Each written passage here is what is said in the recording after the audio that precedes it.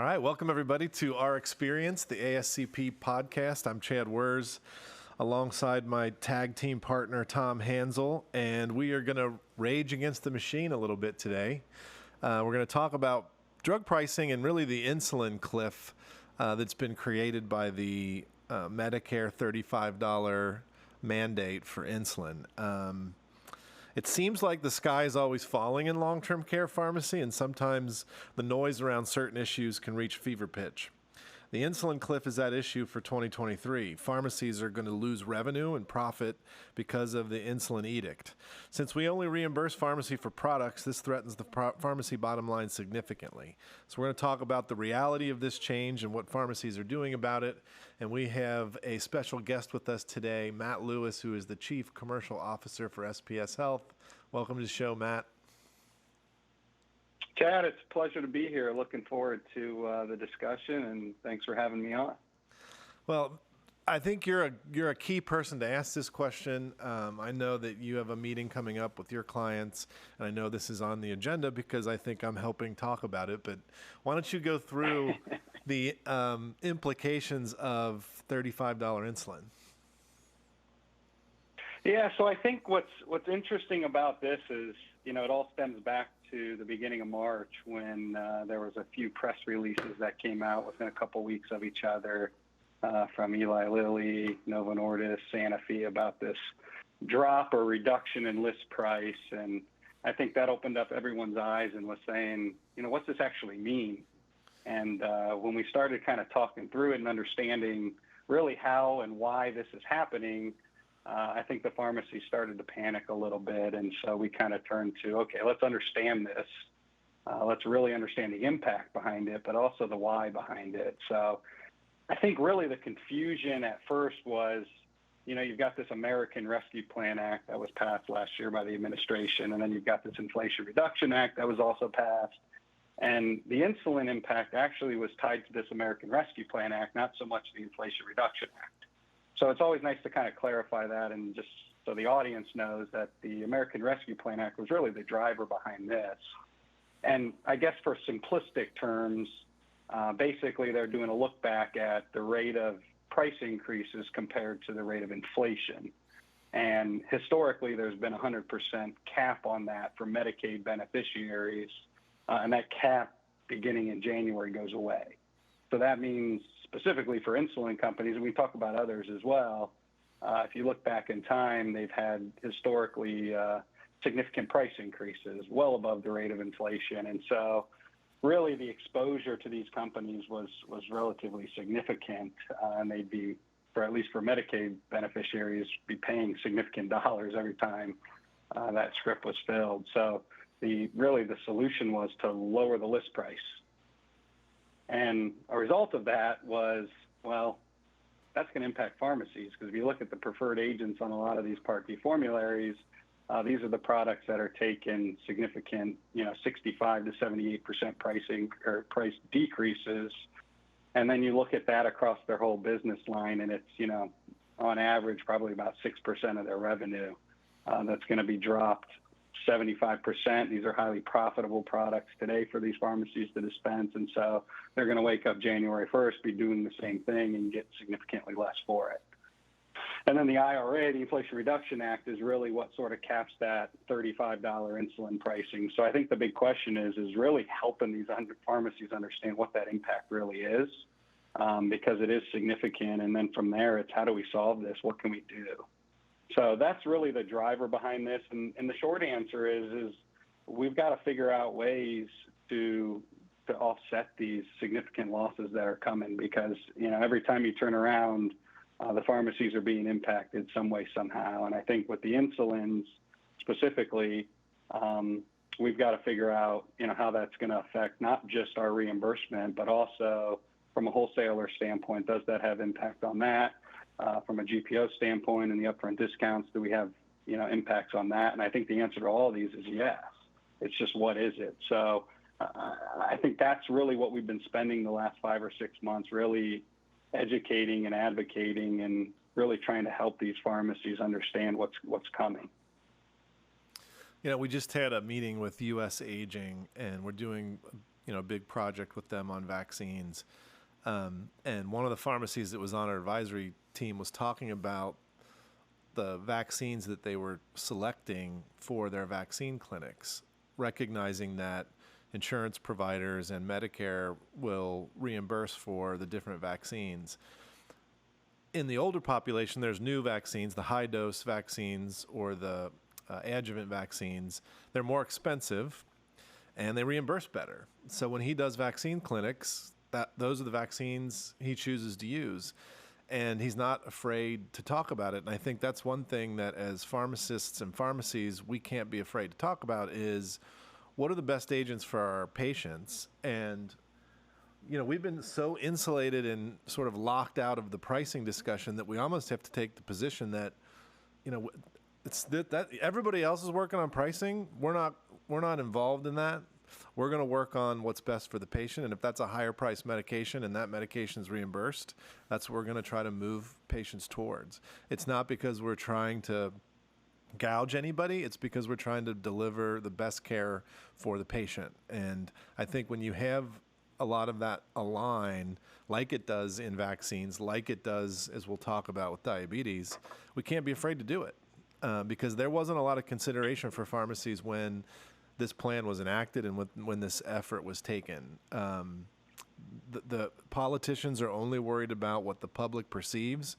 So if the public perceives, hey, there's no more copays on vaccines, so they're free to us, they say hooray, and the legislators and the politicians say hooray, and the same thing rings true with the insulin thing, is that, well, the patients who now are completely isolated from what the cost of these things are happy, so we're happy. And people forget about the whole supply chain and the pharmacies in particular when it comes to that. It's so true, so accurate, and I think we lose sight of all the value that actually takes place through that, from manufacturer down to the end user. And it's just like when you really think about what happened on the insulin pricing, we essentially cut out all these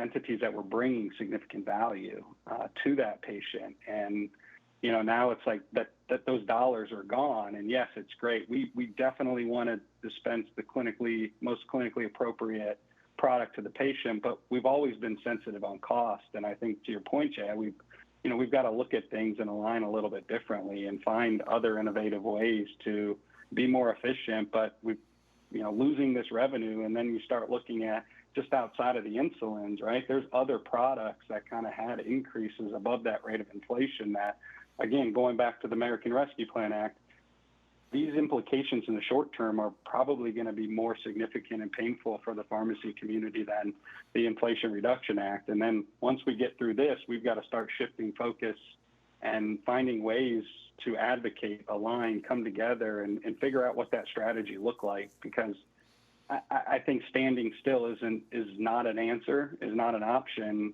Otherwise, you're going to have no pharmacies left in 2026 when these are all implemented. Yep. So you think of things like Symbicort. There's likely going to be a decrease on Symbicort. There's Pradaxa that we just saw.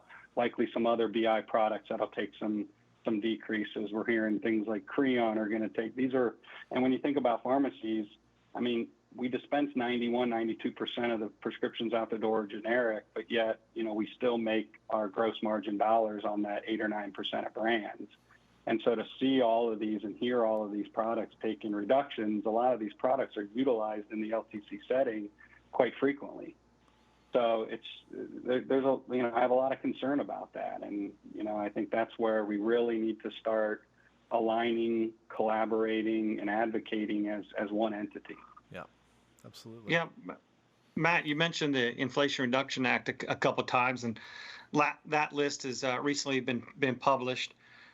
Back to the insulins, Novolog was on there, but not the Humulin.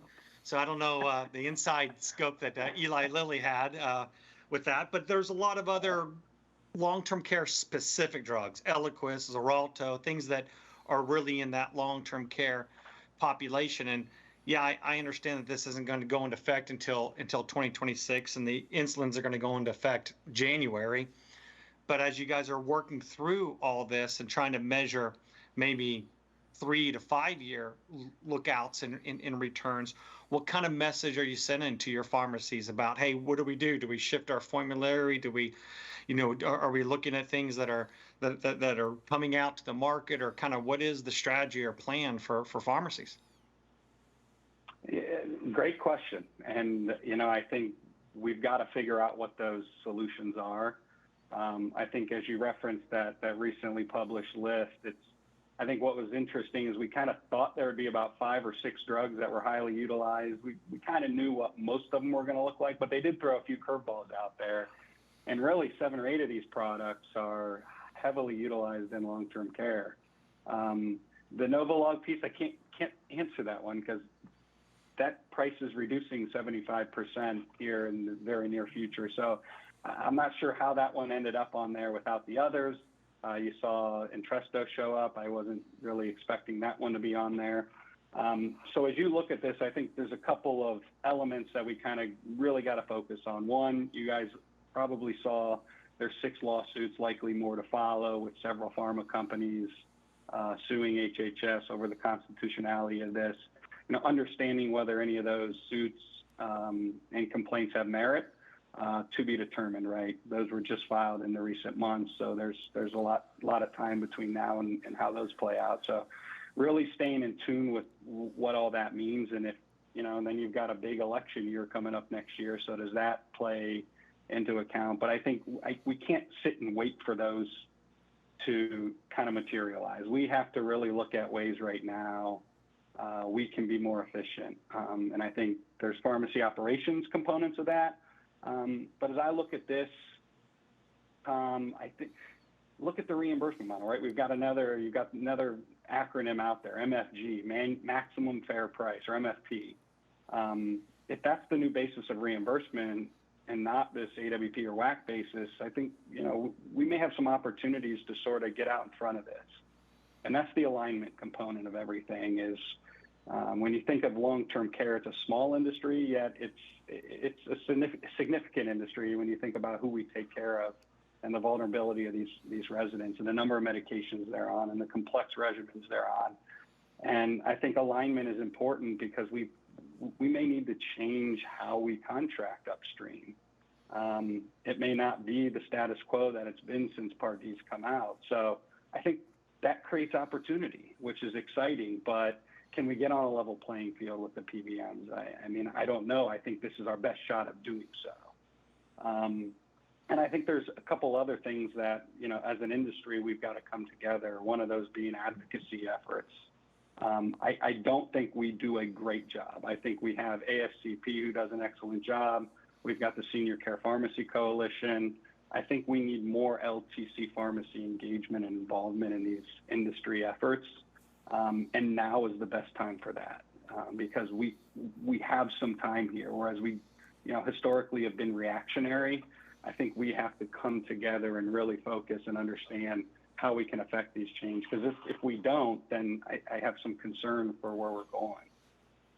Yeah, I think the financial aspect of this is the driver.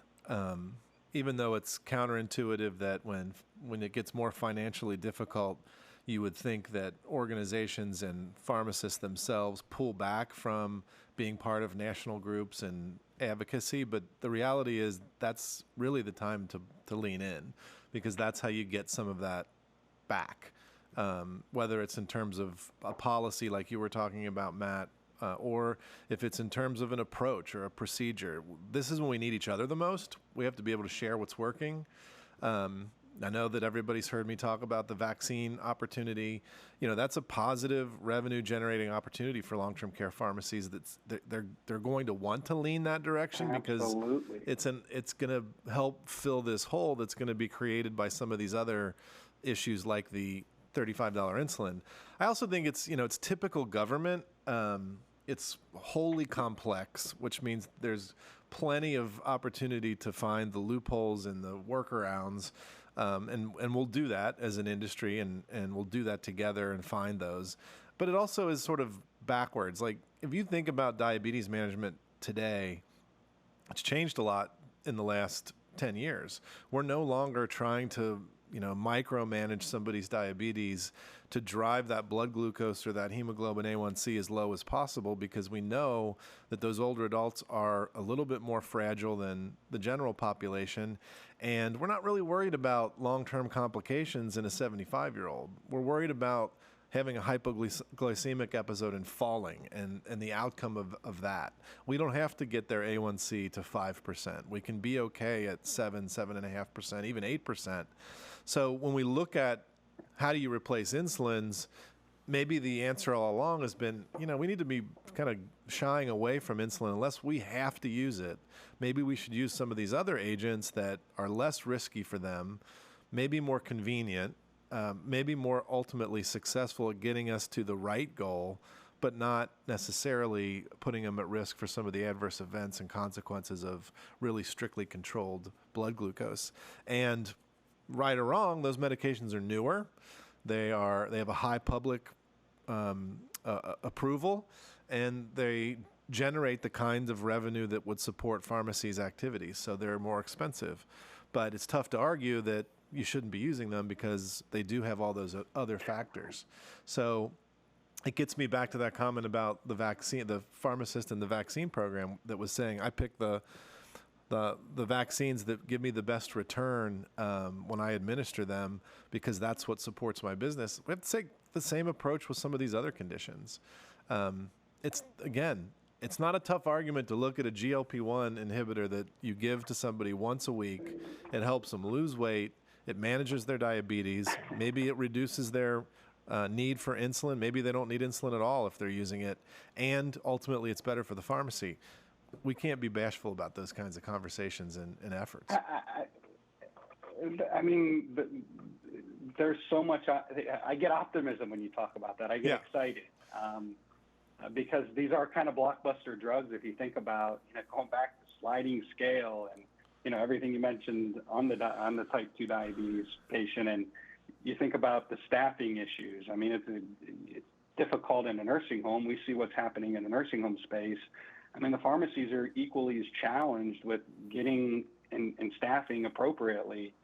And to think about not just a better medication with better clinical outcomes, like we've been so focused on costs sometimes. And I'm proud of the industry for doing that. We've always tried to reduce medications and try to save money where we can, because it saves everybody money. But we have a more expensive product that's economically better, that's clinically appropriate and better outcomes. And so I get excited about this because we need to focus on that. And we need to probably, similar to vaccine programs, they need to start looking at this too. And maybe there's a stronger or more granular focus on looking at all the diabetic patients, both current and patients or residents that, are newly diagnosed, and getting them on the right therapy from the beginning. Yeah, absolutely. I think I always tell this story about, they used to give away insulin R, which is just regular insulin.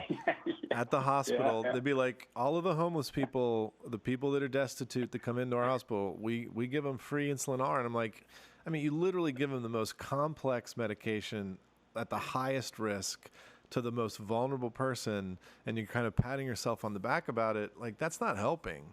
When we think about long-term care pharmacy services at home, and we talk about some of the people that we used to take care of in nursing homes now being cared for in a community setting, even as individuals in their home, the kind of medications they need are these once weekly, easy to use, effective medications, not handing them a vial of even basal insulin. Those are much tougher medications to manage, particularly if you're doing it by yourself and not with a caregiver that's helping you through it. So again, we have to be smart about making good clinical decisions, again, irrespective of what the price of a medication is, and more geared toward what's the best thing for this person, and get back to that patient-centered approach, which, to your point, Matt, we became reliant on insulins. We used them a lot. But I think we probably leaned a little bit too far. We were a little bit too aggressive. And there's a lot of patients out there that don't really need insulin, that could use some of these other products. Now, I don't want to tell people that insulin is not important. It is. There are people that they have to have insulin to survive. But there are a lot of type 2 diabetics, people that have obesity that have developed diabetes that can be managed on other products than insulin, and we need to look and make sure that we're doing the most efficient job. Matt, my question, I want to talk a little bit about the noise that we've been seeing and hearing all over the place with PBMs. There's been a lot of attention, a lot of conversation, rightfully so, on PBMs and kind of how they do things. We get a lot of noise in Congress, and I think now, maybe 2 years ago, most congressmen and women didn't know what a PBM was. I think now they all know.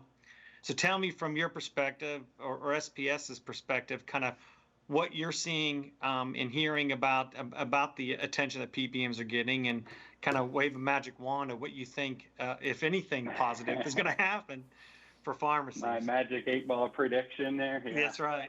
So I think finally there's a tremendous amount of traction inside the Beltway right now around some sort of PBM reform. You've got bipartisan support on it. I think you've got like 5 or 6 different bills now. So at some point, these got to sort of consolidate into one here, and then it's got to get passed, right? So I think, you look at the simple stuff like DIR fees. Like, I think we all agree that over the years, like, these DIR fees didn't make sense. But just because they fix it doesn't mean that the pharmacies are going to see a benefit from it, right? That's okay, right. We paid you $10 and we took back $5. Now we're just going to pay you $5 now. Yeah. Right. So I think we need to, that doesn't solve the problem. But at the same time, I think there is some traction. I think there could be some benefits that come out of it. I think when you look at PBM and specifically the Inflation Reduction Act and tie it there, I think with a lot of the shift or risk being pushed back to the health plan and away from CMS, I think you're going to see more restrictions in benefit design. So I think that just means and is going to result in even greater prior authorizations. And what's one of the biggest pain points, and where we spend so much manual time and effort and labor in a pharmacy. PAs, used to be we could handle these pretty quickly. Now we've got to have FTEs, multiple, depending upon your size, just handling PAs. So I'm concerned about that. But I think the legislation could get us, I think a lot of the PBM reform we could see some benefits specifically around, how we're reimbursed and compensated, looking at it from an ingredient cost and an appropriate dispensing fee, as opposed to this whole MAC where, going back to some comments I made earlier, 90, 91, 92% of the meds we dispense are generic. And I'd say a majority of those, at the end of the day, we're probably losing money on.